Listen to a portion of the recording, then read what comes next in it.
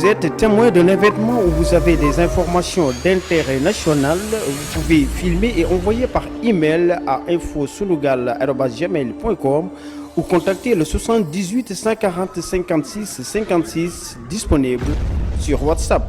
moo xam da nga fekkee xew-xew moo xam da nga am information boo xam ne da nga bëgg ñëpp jot ci ni ngay def yomb na yónnee ñu ko sunu adresse mail bii di infosunugal@gmail.com wala nga wooñu su numéro 78 140 56 56 mbaa nga yónnee ñu ko WhatsApp ci boobilee numéro boo ko defee àddina bi yëpp dinañ ci jot Sunugal 24 yéen nañ fi nekkal.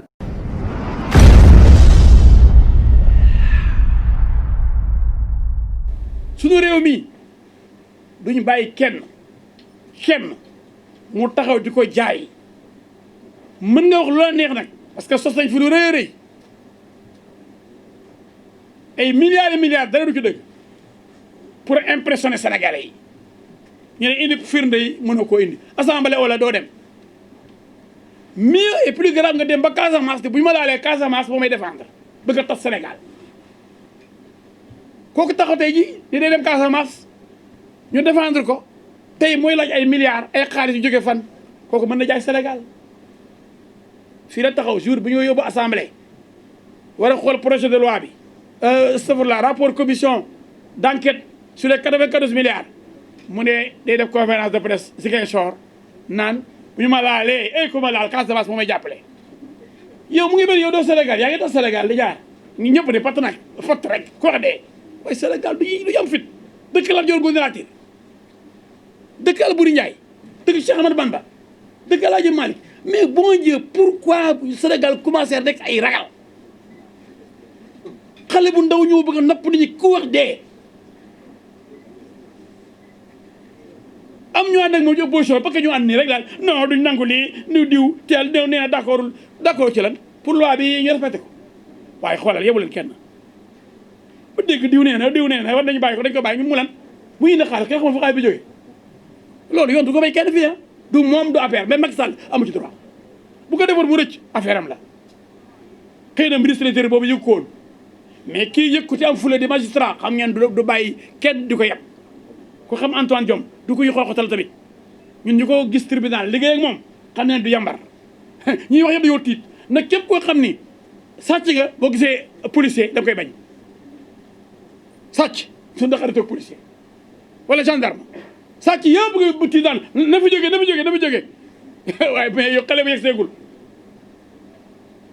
nii nañu respecté loi bi ñu dafa jóge fi moom inventé wul benn mot lépp loi bee ko wax li mu teg si wax inventé wu ci yokku ci wàññiwu ci ñu ne ko jóge fi yow li ngay wax da ngay makkee la ni defal lii tasal parti boobu bu jubalul dañ koy tas mooy kan waaw yi ma ne parti boobu mooy kan mais parti boobu mooy kan mais ku tapet sa affaire la mais parti boobu mënul tax nit ñi nekk ay tapet parti bi dafa ñëw mu jëfee juddu soo parti PTP moo ko fi nekk junne yoon ba may dem assemblée sama liste man kenn parti ba fu mu nekkoon mooy ba muy dem assemblée plus fort salaam ko man tegu ci ñaari at mu am loolu mu am parce que Khalifa Sall bokkutoon ci élection yi Karim Wade dañoo ñëpp jokk seen i voix ak waa Casamance yi ko jàppale woon muy amul dara lan lu fi lu tax lu ñëpp tàppet foo ne day nekk président ëllëg dañ ko gaaw neexal du nekk dara mu neexee yàlla lan la ñëpp ragal day yeeru ëllëg pour jox leen dara am na yoo xam ne aussi c'est malhonnête c'est calculé nañ ànd ak moom xëy na bu foloo ma xam ne doon naa wax ak moom doon naa ko jàpp ndax mu nommé ma dara du nekk dara ndax nekkul ci dëgg nekkul ci siraatal mustaqima ki dox ci maaynu nit ñi ak sàcc fi nekkee sàcc terrain jaay terrain sàcc xaalis Mercalex Atlas yu bëri ñu ngi fi ñu ngi yore pièce ci attends bu leen ma taxaw wax bu leen ma taxaw li may ne secret daa bëri ci waa ji de dama xam lu bëri ci suuf si bi jaay ci mu sàcc xaalis bi mu sàcc bi mu bëggoon a sàcc lépp dafa nekk ci loxo bii gars yi daal xale bi moom loxo dafa set loxo bu set fu mu setee mën a courtier Tahibou Ndiaye bi jàppee Tahibou Ndiaye bu seetee Mansour Faye pour intervenir foo ne moom it dañ ko dara jàpp mu ne mosuma gis Mansour Faye dañu fi nekk dem nañu sëriñ si pour ñu suul wax jooju sëriñ yëpp lañ seede pour ñu suul wax ji ah fenkat koo jox réew fen wu tàng jër waa presse bi yëpp mu leen boo amee fii la ko génne waxu leen ko ensuite mu ne Mansour Faye moo ñàkk fayda lu may tàggoo na génne bu dee mas naa toog ak moom waxu ko ñu génne preuve yaa xam ne balancé audio bi mu ne ñu commencé naa li tax ñu génne audio bi léegi fàtte nañ fen wu réew wi audio bi la ñu attaqué Sénégal moo neex ponkal muy laay réew fen wu rëy bu tàng jër ñu wane fen wi ñu ne audio bi wane fen wi la ñu war a sanctionné waaye yow mi fen nag te dina nga bëgg réew mi nag ëllëg lan mooy l'essentiel ak l'accessoire essentiel kay mooy fen bi accessoire mooy audio bi mais kay la ñu nekk nit donc ci wolof la tournée fin bi donc maa ngi ci financement yi du ñu may kenn nga ootee kenn xamul foo jëlee xaalis bi ci àll bi mën naam ñu yoroon xaalis bëgg koo indi Sénégal wut occasion boobu pour indi ay milliards am ci seen wàlla yow nga jël ci duñ ko nangu duñ nangu it jihadistes yi dugal fi ay réseau jéemoon nañ ko fi procès amoon na fi atte amoon na fi Imam Ndaw jàppoon nañ ko bàyyi ko mais am na ñeneen tim ñu tëjoon du ñëpp lañ bàyyi woon de du ñëpp lañ bàyyi woon procès Imam Ndaw am na ñu doon def entraînement ci camp yi Boko Haram li may xam ne ko yéen ñëpp entraînement ñu avoué ko ci biir audience bi kon nga xam ngeen ne ñoom dugg nañ Sénégal ku leen may nag ñu indi ay milliards fii dañuy yeewu rek sa waaye ñu wër gi rek pour ndomb rek diñ def Mali loolu kenn du ko fi nangu ragal ba seytaane yooyu dugg ci réew mi ànd ak seen seytaane bi fi dekk nii duñ ko nangu kon Antoine Diome li mu war a def la def ministre de l'intérieur mooy joxe récépissé parti mooy joxe autorisation mooy surveiller parti moo yore lépp lu jëm ci parti kon moo war a wax parti yi fi ñu war a yem li ñu war a def ak lu ñu mënul def ministre de l'intérieur bu ko deful defoo sa waru gar d'accord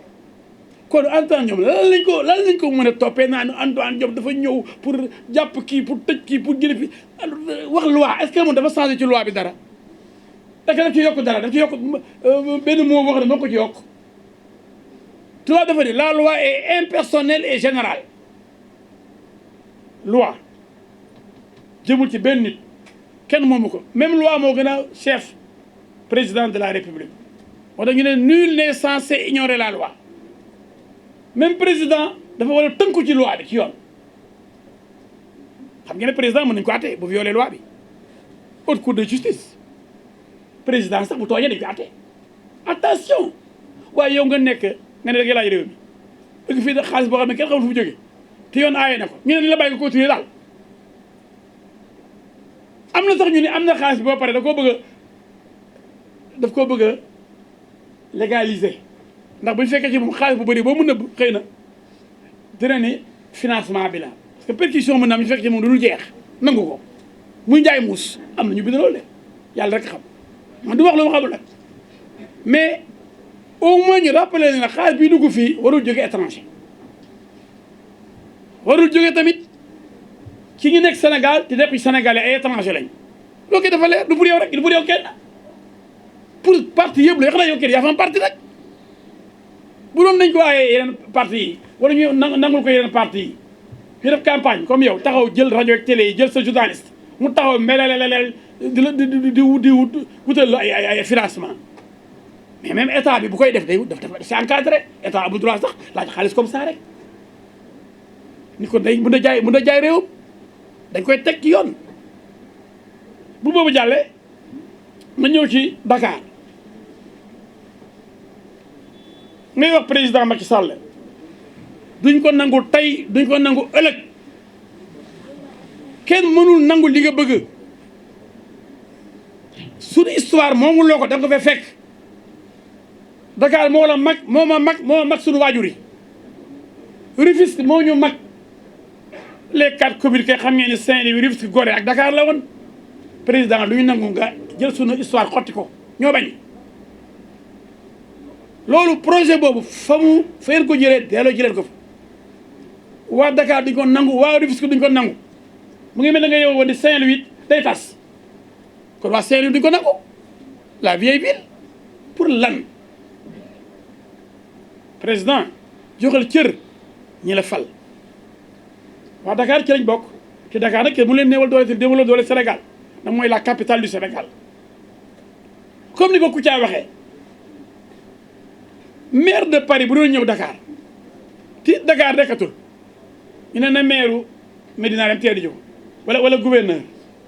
kooku du naw leen pourtant Paris bëri na arrondissement ma ban Médina Paris soxna si Médina Paris fa la dëkk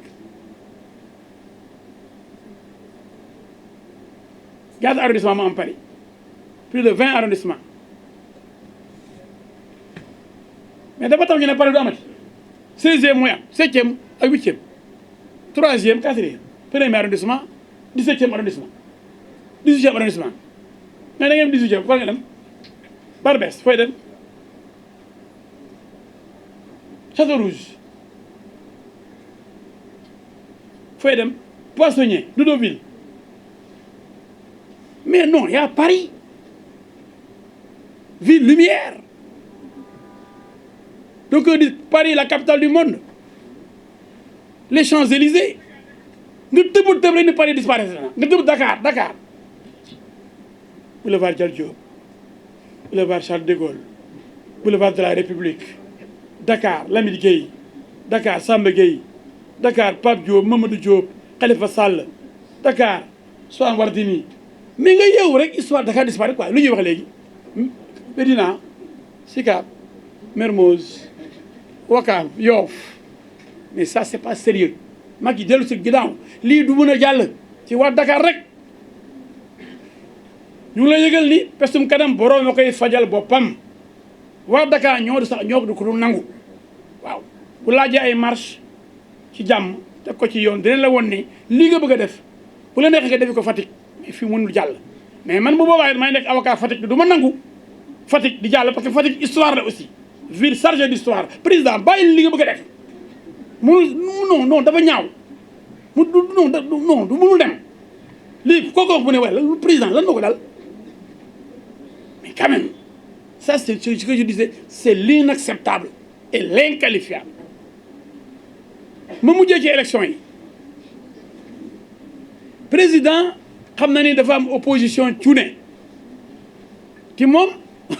sa waaye ancien ministre ancien premier ministre ancien ministre de l'intérieur ancien président de l'Assemblée nationale koo teg dof yow yaay dof ku ni Macky amul expérience politique kuy sa baay Ablaye Wade Senghor du mu ko woyee woon ñoom mboor Ablaye Wade ñoom mboor Senghor la ko tuddee woon Macky Sall ñoom mboor formé ko ba bi mu ñëwee ñoom mboor bi mu ko dàqee assemblée mu woon ko di ko tey jii doom jàng na li baay bi ku jàngaloon lépp ba teg ci leneen l'élève dépasse le maître Macky Sall comme bu ma gisee léegi yenn émissions yi damay ree quoi bi mu Abdoulaye Wade nekkee fii pendant 12 ans kuy opposant Sénégal est-ce que Macky Sall la woon l'opposant le plus virulent c'était feu Amath Dansokho et Moustapha Niasse suivait après Ousmane Tanor Dieng Abdoulaye Bathily El Hadji Momar Samb Penco buñ ko paccoo ñoo fi def ko di wax kenn ci ñoom jël réew mi ñu naan léegi comme Idrissa Seck dem na ci Macky y a un boulevard pour ce garçon là est-ce que amoon na boulevard pour Amath Dansokho est-ce que amoon na boulevard pour Moustapha Niasse est-ce que amoon na boulevard pour Tanor Dieng ñi fi nekkoon opposant benn kun bokkoon ci Ablaye Wade moo génn ci Ablaye Wade ñëw dem wëri bàyyi fi opposition bi ñëw jël réew mi mais bii ba nanguy xool lu mel noonu sax dañu naan non léegi kay booy bi moom mu jël affaire bi quoi foo rek boo fi nekk waaye ñi fi nekkoon ñoom Moustapha Niasse ponk Moustapha Niasse ancien directeur de cabinet de Senghor premier ministre de Abdou Diouf premier ministre de Ablaye Wade opposé wu ko am doole am xaalis nekk milliardaire jiite Benno Siggil Sénégal plus de 50 partis politiques loo xam ne booy bi amu ko tax na mu jël réew mi en tant qu'opposant yore xeer bu rëy le 23 juin wuti assemblée nationale tax na mu jël réew mi moom opposant bu ngande boobu parti socialiste nekk ci réew mi depuis 40 ans yore ko Sénégal Ousmane Tanor Dieng jiite ko nekk vrai opposant pendant 12 ans en 2012 dañoo gis dara ñoom ñaar Niasse ak Tanor lu ñu gis dara ngeen bu ñu gëmloo ni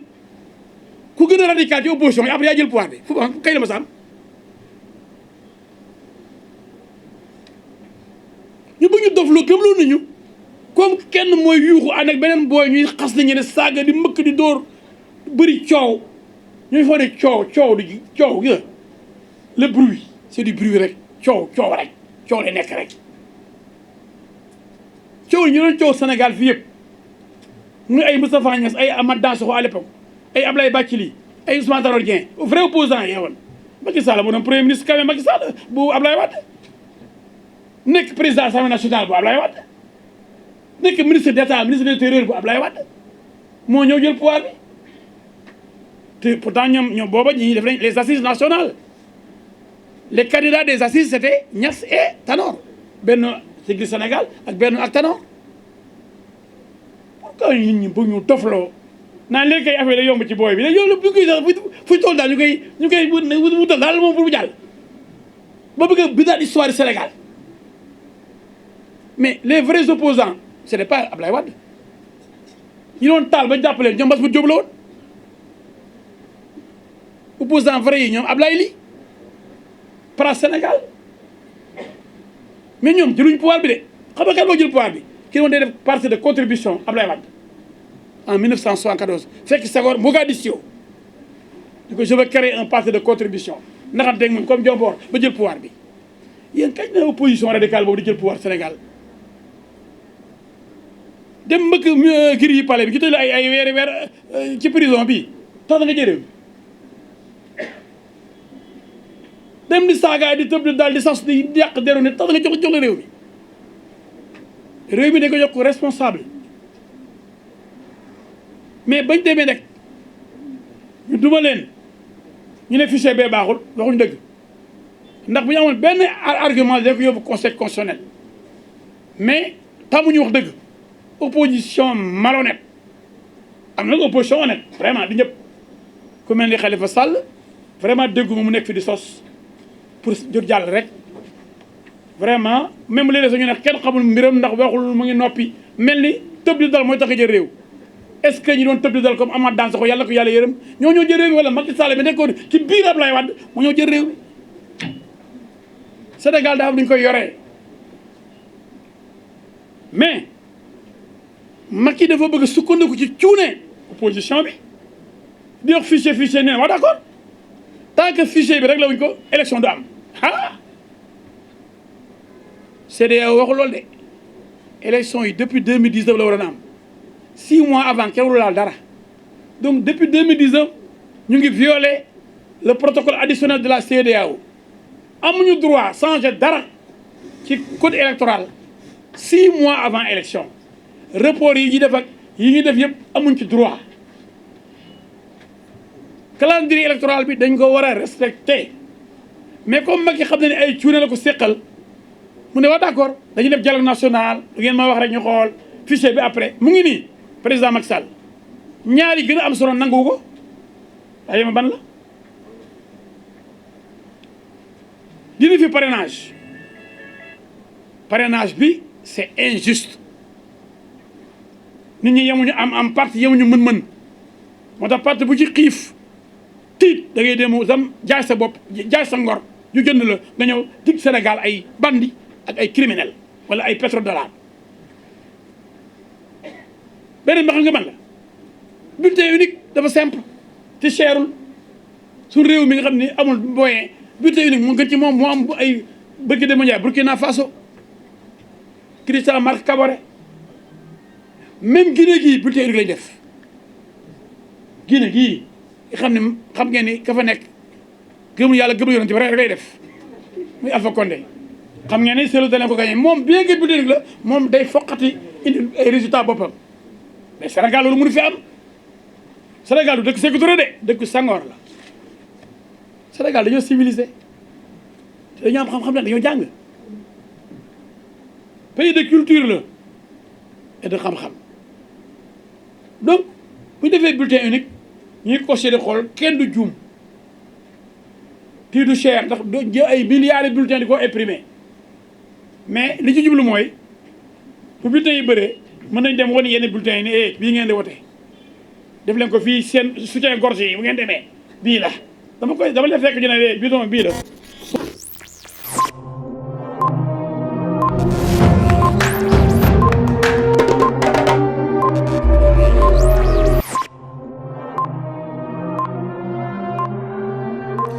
Vous êtes témoin d'un événement où vous avez des informations d'intérêt national, vous pouvez filmer et envoyer par email à infosunugal@gmail.com ou contacter le 78 140 56 56 disponible